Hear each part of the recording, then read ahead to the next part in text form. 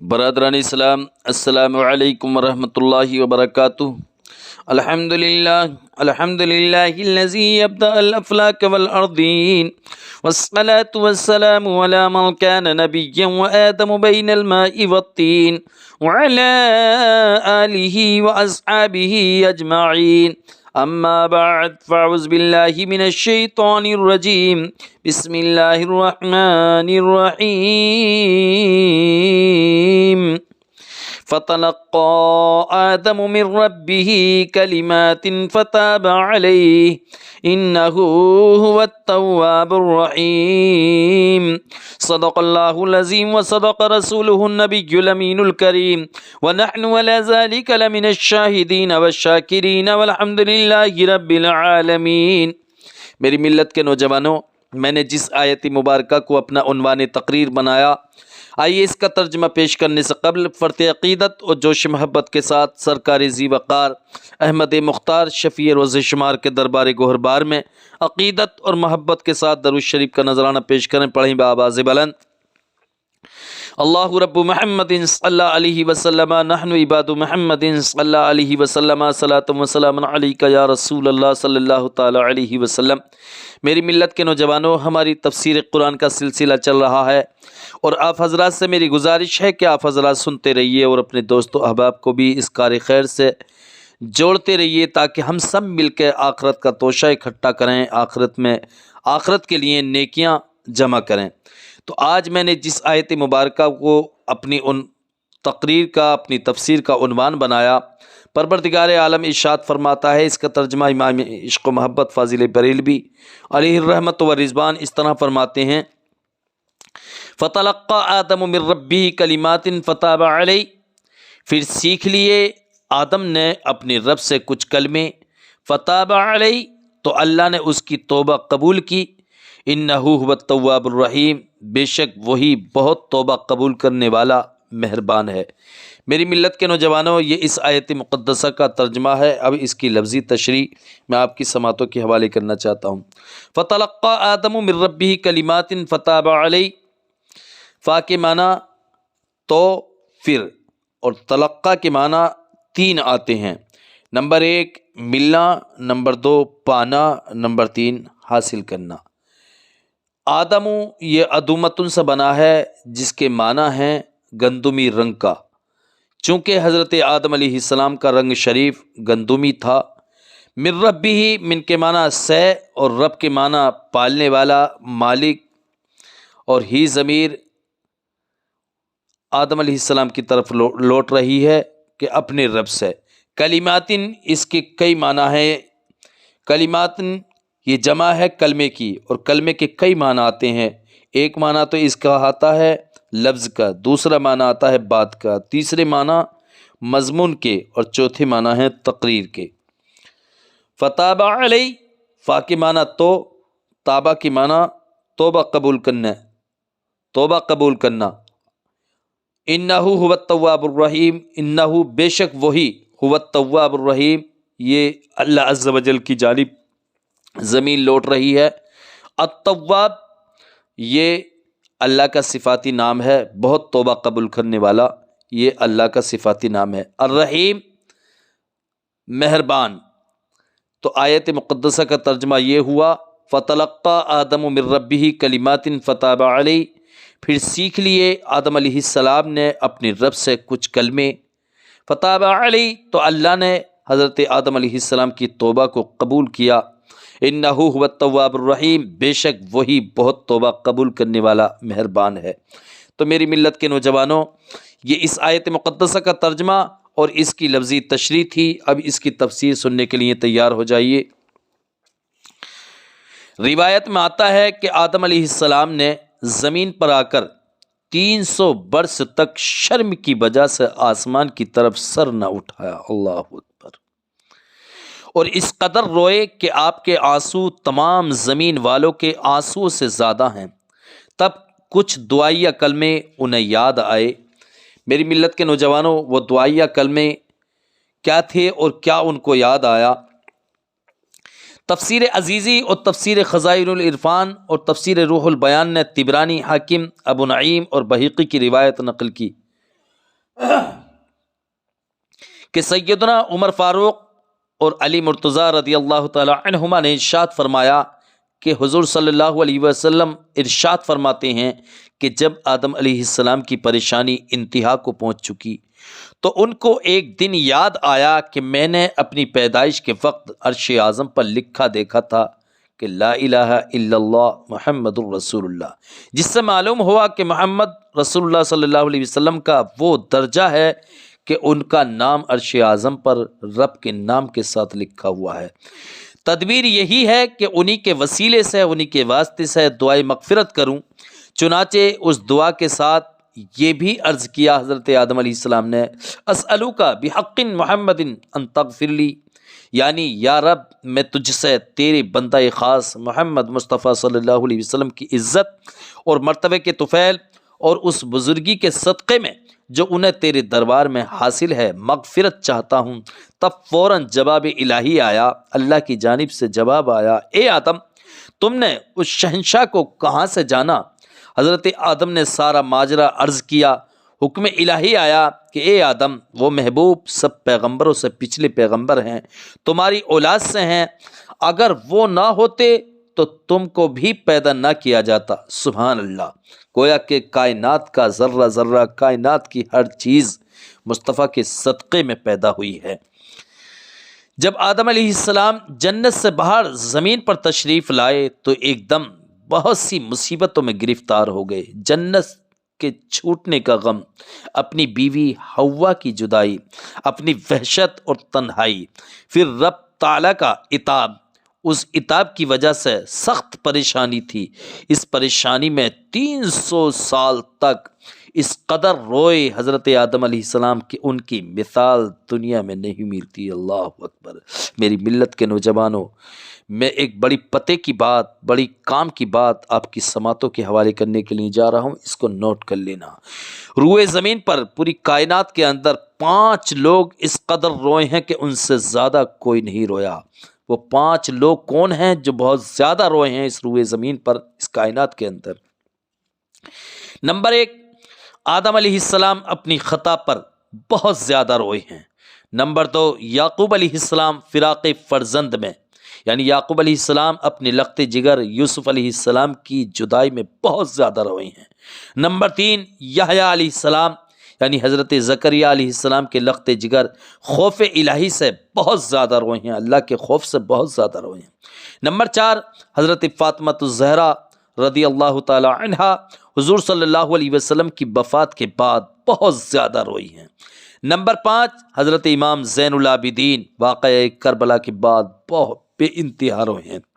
روایت میں آتا ہے کہ واقعہ کربلا کے بعد حضرت امام زین العابدین کے ہونٹوں پہ کبھی مسکراہٹ نہیں آئی تھی، اس لیے کہ انہوں نے اپنے معصوم بھائی علی اصغر کو دم توڑتے ہوئے دیکھا تھا، اپنے جوان بھائی علی اکبر کو کا لاشا تڑپتے ہوئے دیکھا تھا، اپنے بابا حضرت امام حسین کے گردن پر تلواریں چلتی ہوئی دیکھی تھی انہوں نے، اس لیے واقعہ کربلا کے بعد ان کے ہونٹوں پہ کبھی مسکراہٹ نہیں آئی اور وہ بہت زیادہ روئے ہیں۔ تو یہ 5 اشخاص ہیں کہ جو روئے زمین پر کائنات کے اندر بہت زیادہ روئے ہیں، مگر ان تمام حضرات میں آدم علیہ السلام کی گریہ وزاری، ان کا رونا سب سے بڑھ کر ہے، کیونکہ 300 سال تک متواتر کنٹینیو روئے ہیں۔ کون؟ حضرت آدم علیہ السلام۔ کتنے سال تک؟ 300 سال تک متواتر روئے، کنٹینیو۔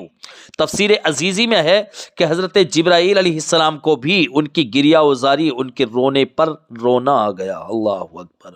انہوں نے بھی بارگاہ الہی میں آدم علیہ السلام کی سفارش اور شفاعت کی، تب رحمت الہی نے ان کی دستگیری فرمائی، ان کی مدد فرمائی اور ان کو رحمت للعالمین علیہ السلام کا نام یاد دلایا اور اس کے ذریعے توبہ قبول ہوئی۔ یہاں ایک پتے کی بات بتا رہا ہوں، قسم خدا کی جس کی کبھی توبہ قبول نہ ہو، مصطفیٰ کا صدقہ پیش کر دو، مصطفیٰ کا واسطہ پیش کر دو رب کی بارگاہ میں، اس لیے کہ اس پروردگار عالم کو کائنات میں ہر چیز سے محبوب، ہر چیز سے اچھی چیز اس کا محبوب ہے۔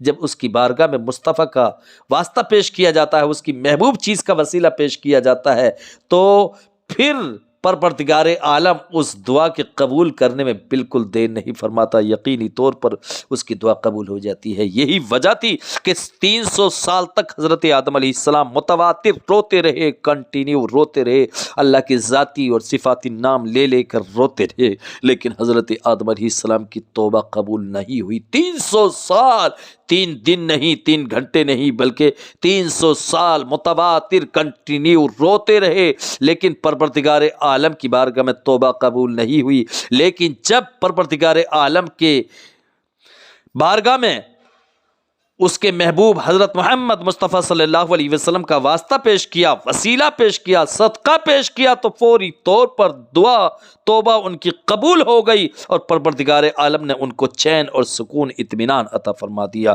تو میری ملت کے نوجوانوں، اس سے ایک درس ملتا ہے، ایک لیسن ملتا ہے، ایک سبق ملتا ہے، ایک عبرت حاصل ہوتی ہے کہ ہمیں اپنی دعا میں مصطفیٰ کا واسطہ ضرور پیش کرنا چاہیے، تبھی اس دعا کی قبولیت کا یقین کرنا چاہیے، ورنہ جس دعا میں مصطفیٰ کا واسطہ پیش نہیں کیا جائے گا، وسیلہ پیش نہیں کیا جائے گا، اس کو روکھی دعا، کھوکھلی دعا سمجھیے اور اس کو نہ قبول ہونے کے مترادف، دعا مانگنے کے مترادف سمجھیے۔ تو میری ملت کے نوجوانوں، یہ بڑی اہم بات تھی۔ یہ تو معلوم ہو چکا کہ آدم علیہ السلام کئی سو برس تک اپنی خطا پر نادم رہے۔ جب توبہ کا وقت آیا اور آدم علیہ السلام کے دل میں ان دعاؤں کا القاء ہوا، وہ عاشورہ یعنی 10ویں محرم اور غالباً جمعے کا دن تھا۔ عاشورہ جمعے کو بڑے اہم واقعات ہوئے۔ آدم علیہ السلام کی توبہ قبول ہوئی، نوح علیہ السلام کی کشتی کا زمین پر آنا، یونس علیہ السلام کا مچھلی کے پیٹ سے باہر آنا، ایوب علیہ السلام کی شفا، موسیٰ علیہ السلام کا فرعون سے نجات پانا اور فرعون کا غرق ہونا، یعقوب علیہ السلام کا یوسف علیہ السلام سے ملنا، امام حسین کا کربلا میں شہید ہونا، سب 10ویں محرم کو ہوا۔ ان بزرگوں نے 11ویں شب راحت کی گزاری، اس لیے اہل سنت 11ویں شریف کرتے ہیں۔ بظاہر غوث پاک کی فاتحہ ہوتی ہے، در حقیقت ان تمام بزرگوں پر انعام الہی ملنے کی خوشی، آپ کو ان کلمات کے ملنے سے بہت خوشی ہوئی۔ حضرت آدم علیہ السلام کو آپ نے وضو فرمایا، حضرت آدم علیہ السلام نے وضو فرمایا اور خانہ کعبہ کے سامنے کھڑے ہوئے 2 رکعت نماز ادا کی اور پھر ان کلمات سے دعا مانگی۔ جب آدم علیہ السلام جنت سے تشریف لائے تھے تب ان کے چہرے مبارک کا رنگ سیاہ ہو گیا تھا۔ اللہ اکبر! یعنی پروردگار عالم نے جب ان کو جنت سے زمین پر اتارا تھا تو ان کے رخ انور کا رنگ جو ہے سیاہ ہو گیا تھا، کالا ہو گیا تھا حضرت آدم علیہ السلام کا۔ اور توبہ قبول ہونے کے بعد ان کو حکم الہی ہوا کہ چاند کی 13ویں اور 14ویں اور 15ویں کا روزہ رکھو۔ چنانچہ آپ نے یہ روزے رکھے اور ہر دن میں جسم کا تہائی حصہ اصلی رنگ پر آتا رہا۔ 15ویں تاریخ کو تمام جسم پاک اصلی رنگ پر آ گیا، یعنی جو سیاہ رنگ تھا وہ اپنے اوریجنل رنگ پر، اپنے اصلی رنگ پر آ گیا۔ یہ تینوں روزے نوح علیہ السلام کے زمانے تک فرض رہے۔